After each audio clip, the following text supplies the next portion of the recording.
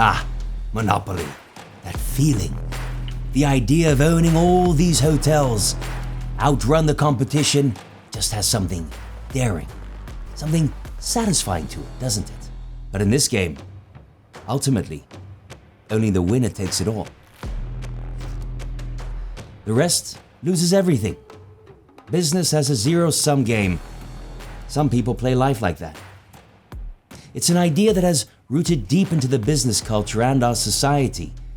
Maybe in your life too. That we have to win to the point where literally everyone suffers for it. In business, we often measure our wealth in hard numbers. The higher the number, the better. The more profit, the more growth, the more production, well, you get it. And then maybe subconsciously, we expect those big numbers to make us happy. But does it really?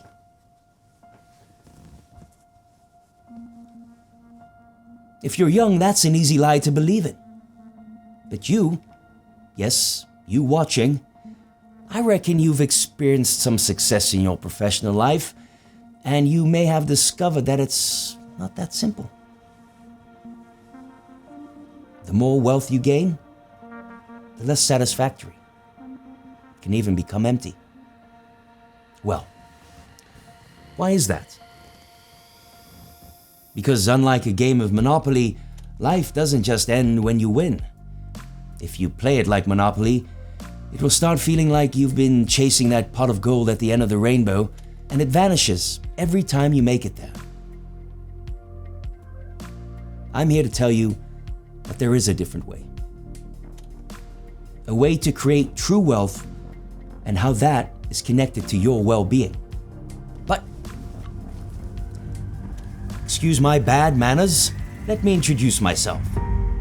This is Surpassing Success, a video series for you to discover a fulfilling life and business. We exist to help you as a business professional, leader, or entrepreneur to make your life and business more purposeful, joyful, and rewarding. This episode is called The Truth About Wealth, Living a Fulfilled Life.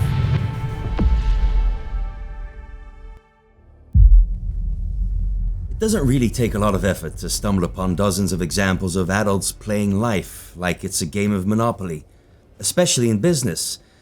It's like we're all hypnotized into running that same rat race of making it into the richest 1%. We play life to win, afraid we won't get enough if we stop running. But it comes with a price, a steep one, a price others end up paying. Too often it kills the well-being of millions of people in the process. And what about the price our planet pays? Or the price you will pay? You may win, but in Monopoly the winner ends up alone. I guess the bottom line is, we're not in a game called Monopoly. We're playing a game called life. Life is about real people on a real planet. And that game comes with its own particular set of rules, its own gameplay and inherent goals. And if you don't read into that, really engage in it, play it truthfully, and playing it with conviction, you run the risk of completely missing the point. You run the risk of completely failing life.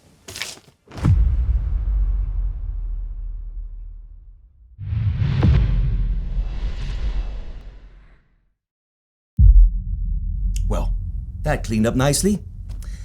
Funny, right? How there's so much confusion about the purpose of our companies today. I love to do business, the true way, by creating something that is of value to all your stakeholders, something that actually solves your clients' needs, contributes to their well-being and the common good. That is the kind of business you can be proud of.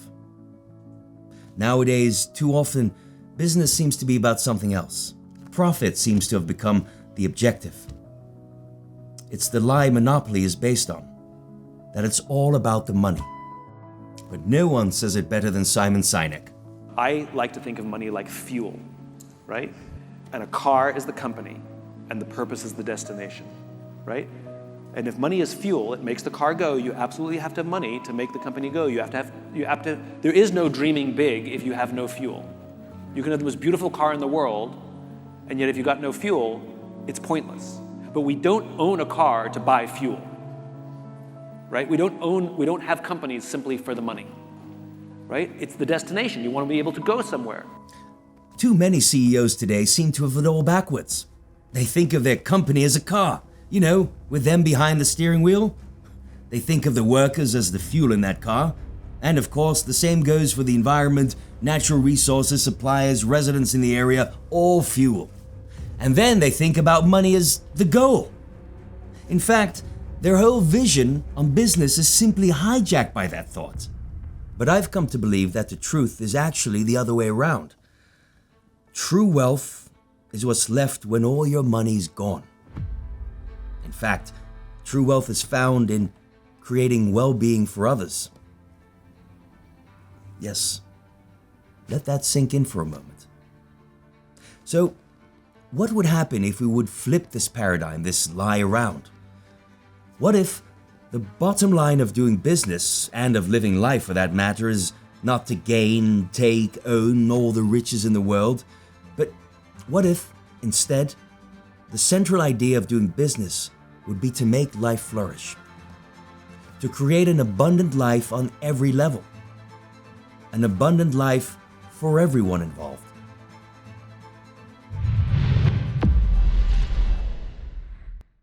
I'm not the only one to claim this. Take Kate Raworth, a brilliant economist from the UK. We have economies that need to grow, whether or not they make us thrive. And what we need, especially in the richest countries, are economies that make us thrive, whether or not they grow. But I believe this is the shift we need to make if we, humanity, are going to thrive here together this century. Kate Raworth, she invented the term donut economy. Not getting into that too much right now, but check out the rest of her TED Talk on YouTube. Her main point, find that sweet spot where business, people, and environment can actually thrive. Yes, she's talking to you. We need brilliant entrepreneurs and business leaders, professionals that have the courage and ambition to use their skills and talents to fill these economies with viable business plans and ideas. What that means for you? Well, simply start with establishing and solving the needs of people by being creative and adding value to their life. Think of that need as your call as an entrepreneur. There are many needs to solve nowadays. The entrepreneur receives these needs as a calling and a responsibility. With his talents, he tries to solve it and, in return, receive money for it. It's important that there is profit for obvious reasons, but the profit is a result, not the goal. The goal is the other, the client, and your personal calling or purpose in life.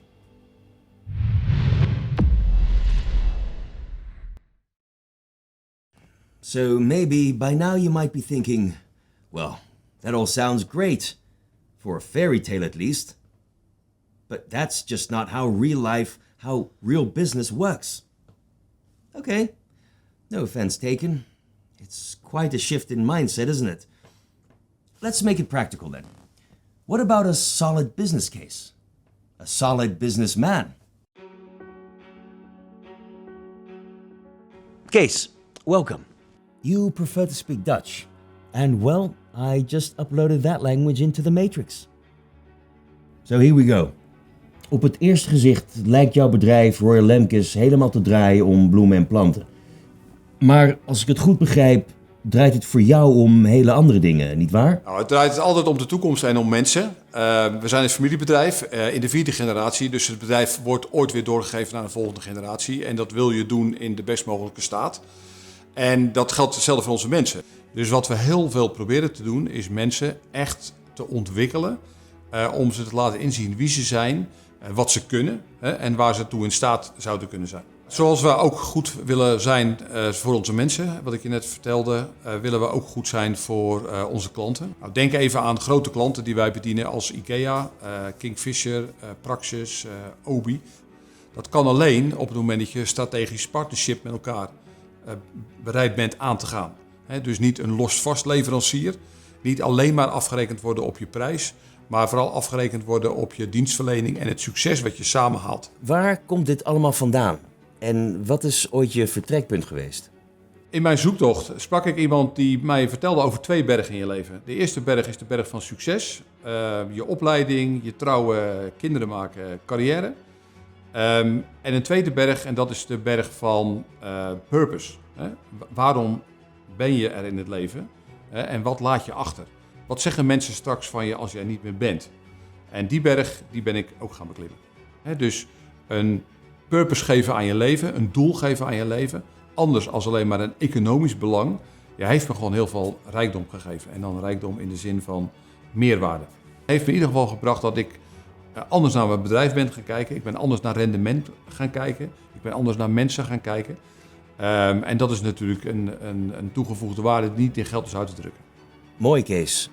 En wat is jouw aanpak geweest in het beklimmen van die tweede berg? Nou, wat ik gebruikt heb is de lijn van de Zeven Kapitals. Om daar echt te beseffen, zeg maar, wat nou de purpose van het leven is. Ah, thanks for bringing that up. I must admit I'm in on the secret. Thanks for now, Kees. We'll get back to you in a few minutes.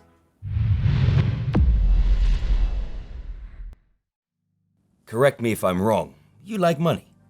But ultimately, you found that it is far less important than your own well-being, the well-being of your clients and employees, and the world around you. But you may wonder, what does that look like in a company blueprint? Which KPIs to use? What goals to set? Okay, I've got a framework for you that I think you might like. It's called the Zeven Kapitalen. A framework. I know, it's a bit theoretical. I know, a bit overwhelming sometimes. So we have a free ebook available, so you can always read up on it. For now, I say let's go. Remember, in Monopoly, it's ultimately about one form of capital, financial capital. I believe if you play the game called life, business should be about more forms of capital. We've identified 7 of them. You can see them as the assets of a company. Unlike other models in which financial capital is usually both the main goal and the thing that makes all else spin, these 7 forms of capital are all equally important in their own way. By properly managing them, you can create an abundant life on every level for everyone involved. So let's start with the obvious one. Financial capital. Important for your cash flow, investments, and continuity. There's also human capital. The individual as a person. His well-being, his authenticity, and everything he brings to the table. He's not just a resource, he's also the goal of what we do. There's relational capital, the connection with others, to society, the ecosystem you operate in, forms of cooperation and teamwork. Natural capital, the environment and the resources nature provides. Productive capital, creativity, intellect, talents, skills, and personality in your business. Manufactured capital. This includes the physical infrastructure, technology, and goods created by human activity, like buildings, machinery, and transportation systems. And spiritual capital. This is the spirit in the company culture, our values, virtues, and purpose, the way we think and act. Oftentimes, it's based on a strong spirituality, on your faith. These 7 forms of capital are supposed to be interdependent and reinforce each other, all at the same time. They should always be in sync, in balance. When the 7 capitals are in tune, they will greatly affect, even catalyze one another. If you let this framework do its job, let the 7 capitals grow equally, they will become forms of wealth that make life flourish. To create an abundant life on every level, for everyone involved.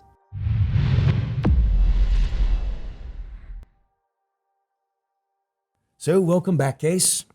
Bij Royal Lemkes werken jullie met die 7 vormen van kapitaal. Als je al die 7 vormen recht probeert te doen, wat betekent dat dan voor je bedrijf? Nou, wat ik heel fascinerend heb gevonden is dat mensen in ene naar je bedrijf gaan kijken. Dat is zowel voor onze eigen mensen, maar ook voor leveranciers, klanten, maar ook collega-bedrijven.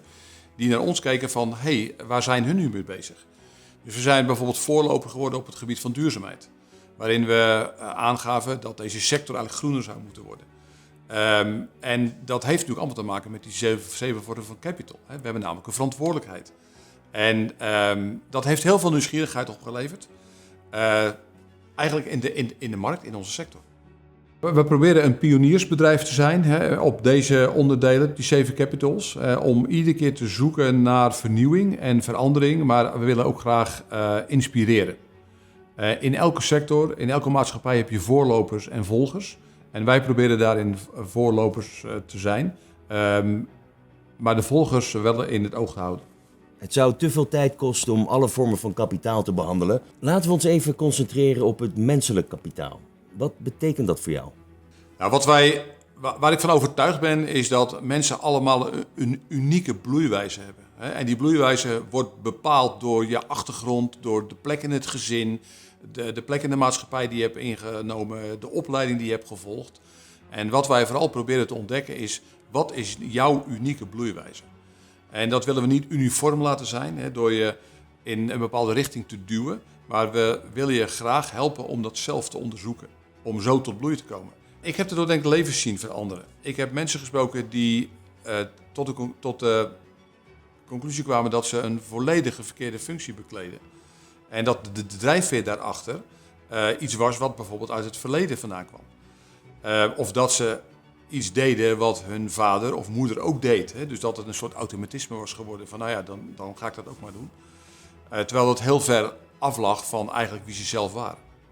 En dat is prachtig om te zien als je dat ziet in mensen de ogen.